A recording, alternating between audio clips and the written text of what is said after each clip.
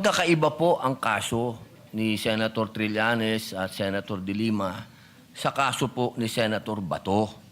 Dahil si Senator Bato, ang warrant po niya ay hindi galing sa Pilipinas. Ang warrant po niyan ay galing sa ibang bansa, sa isang dayuhang korte. Ito po ay malayo doon sa usapin na sila, ang kustodiya po ni Senator De Lima at ni Senator Trillanes dito lang sa Pilipinas. Ito pong mangyayari kay Senator Bato ay dadalhin po sa ibang bansa. Medyo yun po pag-isipan nating mabuti. Dapat bang mangyari muli ang nangyari kay dating Pangulong Rodrigo Roa Duterte? Dapat bang mangyari pa yan muli sa isang Pilipino? Yun lamang po, sana alam natin ang pagkakaiba ng warrant galing sa Pilipinas at warrant sa isang korte lang ng ibang bansa. Yun po, maraming salamat po. My understanding is this matter was already referred to the Committee on Rules. And any on all such manifestations should have been referred to the Committee on Rules. Senator Pangilinan, Senator Lacson gave several privileged speech, even if the matter was already referred to the committee report. I understand, Mr. As a matter of tradition, I understand, Mr. we allow that. Ginoong Pangulo, pinilabas yung warrant of arrest kagabi lang, tapos na tayo dito. Yeah. I Yes, that's why this. Na sinabi po na yung warrant of arrest ay tunay. I understand, Mr. President, and therefore I'm appealing that perhaps this matter should be tackled in the committee rather than in this in plenary, so that we can address other concerns, Mr. President. The appeal, And the for the appeal is record, noted. Paano natin pag-uusapan yung ibang... And for the record, Mr. President, I still have the floor. And for the record, Mr. President, we voted against resolution number 44. So to say that we have this resolution, yes, but there are senators who voted against it. And therefore, it is not necessarily our agreement with the points being raised by the good senator from Camarines Norte. For the record, Senator Padilla did mention a while ago that he doesn't take it against, and he acknowledges that some senators voted against it, and it's on the record.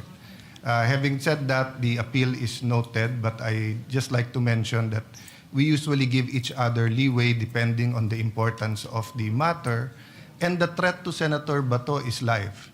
There's been no official communication that he is free until a Philippine court issues a warrant of arrest. No? So I ask the patience of each member, but acknowledge the statement and the interpretation, the proper interpretation of the rules by Senator Pangilinan. Madam President. Opo. Senator Padilla, please proceed. Yes. Opo. Meron lang po akong mga konting katanungan sa inyo. Sapagkat gusto ko po sanang ireklamo si Senator Pangilinan sa pagsigaw. Meron po ba sa rules natin na sinasabing pwede mong sigawan ng kapwa mo senador?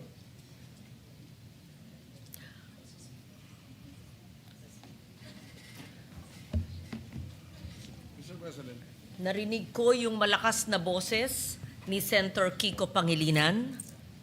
Alam ko na si Senator Pangilinan ay dating galing sa broadcasting, baka nag-modulate.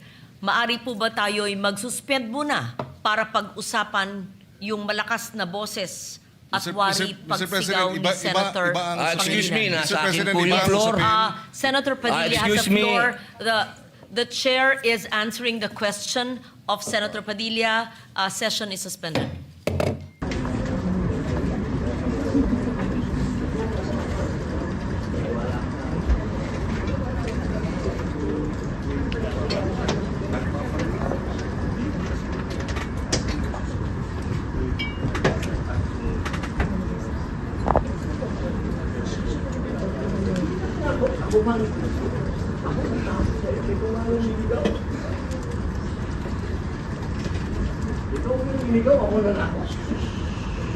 Sir,